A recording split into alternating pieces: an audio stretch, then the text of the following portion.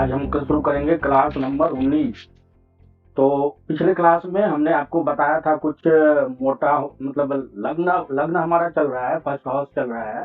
तो लग्न से क्या क्या देख सकते हैं। तो अभी हम आकृति पे बात करते हैं। तो आकृति में हमने पिछले क्लास में आपको मोटा पतला दुबला पतला के बारे में बताया था। आज मैं आपको कद के बारे में बताऊंगा कि दुबला मतलब मोटा होगा या लंबा होगा, और फिर मैं पूरा जो कल पढ़ाया था उसका सबका एक साथ फार्मूला बता दूंगा।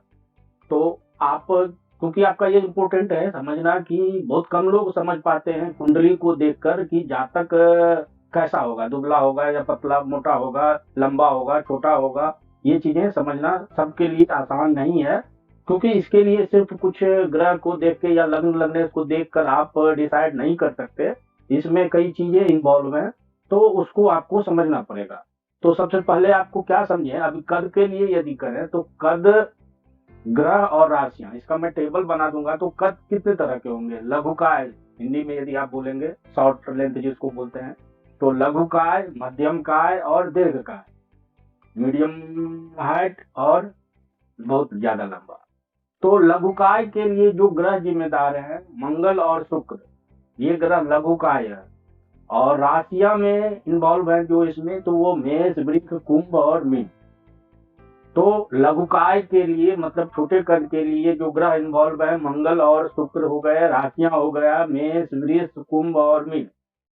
उसी तरीके से मध्यम काय आकृति के लिए हो गया सूर्य, बुध और गुरु। ये इन, अब आगे मैं इसको एक्सप्लेन करूंगा, ग्रह को समझ लें कौन सा ग्रह और कौन सा राशि इसके लिए इसमें इन्वॉल्व है या इसके लिए जिम्मेदार है। तो मध्यम काय के लिए आप सूर्य, बुध, गुरु को मान लीजिए, और राशि में मान लीजिए मीन, कर्क, धनु और मकर को। तो ये राशि और मध्यम काय के लिए होगा। दीर्घ काय के लिए आप चंद्रमा और शनि, इसको मान लें। फार्मूला भी बाद में मैं बताऊंगा। दीर्घ काय मतलब जो बहुत आकार, जिसका आकार, प्रकार, चौड़ाई, लंबाई सब ज्यादा हो, दीर्घ हो, तो उसके लिए चंद्रमा और शनि है। और राशि इसमें है सिंह, कन्या, तुला और वृश्चिक, ये इन्वॉल्व है। तो अब आगे जैसे कल मैंने पढ़ाया था, कल एक चार्ट दिया था, आज दोबारा दे दूंगा कि जल ग्रह जो होता है, या जलीय ग्रह जो भी आप बोले, तो चंद्रमा, बुध, गुरु और शुक्र। और जल राशि जो होता है वो होता है कर्क, मकर, मीन और वृष, धनु और कुंभ को अर्ध जलीय राशि बोलते हैं। और यहाँ कंफ्यूज नहीं होना है, क्योंकि कुछ गुरु या कुछ आचार्य ये बोल देंगे कि जल राशि तो जल तत्व तो 4, 8, 12 मतलब कर्क, वृश्चिक और मीन होता है। तो यहाँ मैं जल तत्व की बात नहीं कर रहा हूँ, यहाँ थोड़ा सा डिफरेंस है। जलीय राशि का मतलब होता है, ये कुछ अलग तरीके से लिया गया है, जो कहाँ निवास करते हैं, किस तरीके से, उन चीजों से लिया गया है। तो जलीय राशि है, ये जल तत्व नहीं है। जल तत्व मतलब 4, 8, 12 ही होता है। तो ये मैं आपको क्लियरिफाई कर दे रहा हूँ। तो अभी आप जल ग्रह को मान लें चंद्रमा, बुध, गुरु और शुक्र, और जल राशि को कर्क, मकर, मीन और वृष, धनु, कुंभ को अर्ध जल राशि। अब जो है फार्मूला हम शुरू करेंगे। तो नियम 1 आप ले लो, मतलब नियम, मतलब रूल 1, रूल 2 से मैं आपको समझा देता हूँ कि जल राशि हो और जल ग्रह हो तो मोटा शरीर होगा। अब ये, अब जल राशि और जल ग्रह का क्या मतलब हुआ कि इन दोनों का संबंध हो, लग्न, लग्नेश या राशि इस तरीके से हो, जिसमें कि जल, मान लो लग्न में, लग्न की राशि जो है वो जल है और उसका जो संबंध है जल ग्रह से हो गया। तो इस तरीके से इस नियम को यूज करना है।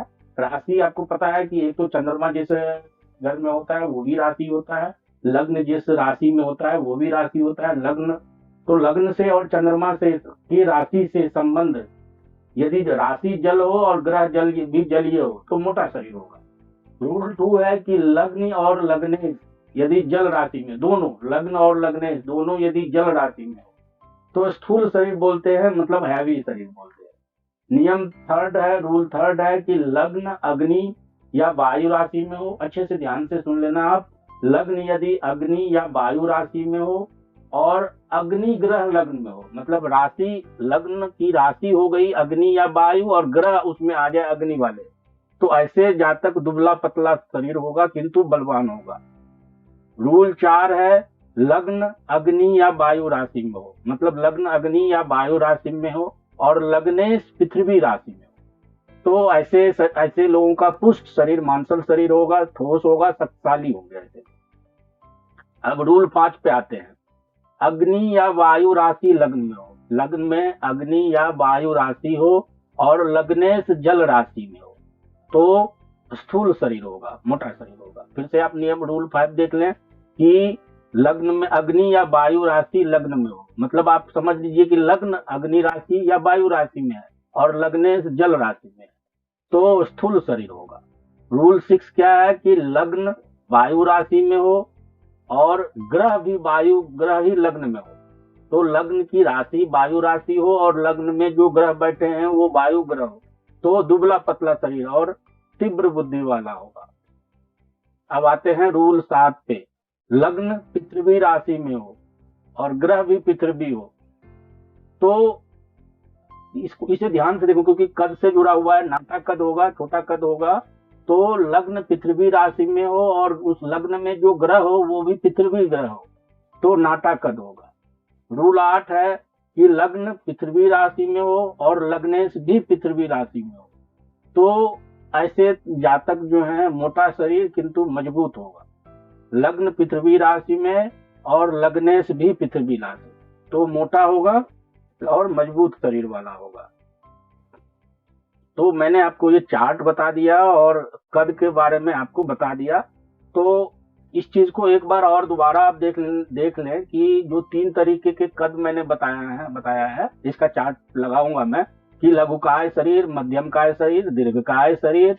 लघुकाय शरीर के लिए मंगल और शुक्र जिम्मेदार, मध्यमकाय शरीर के लिए सूर्य, बुध और गुरु जिम्मेदार और दीर्घकाय शरीर के लिए चंद्रमा और शनि जिम्मेदार। तो ये सारे रूल्स को माइंड में बिठा के आप यदि फल कथन करेंगे या अपने चार्ट पे भी लगाएंगे और आप मैच करके देखेंगे, कोशिश करेंगे तो आपको जरूर मिलेगा। तो चलिए, धन्यवाद। आप हमारे चैनल को लाइक सब्सक्राइब कीजिए और हमें प्रोत्साहित कीजिए। धन्यवाद।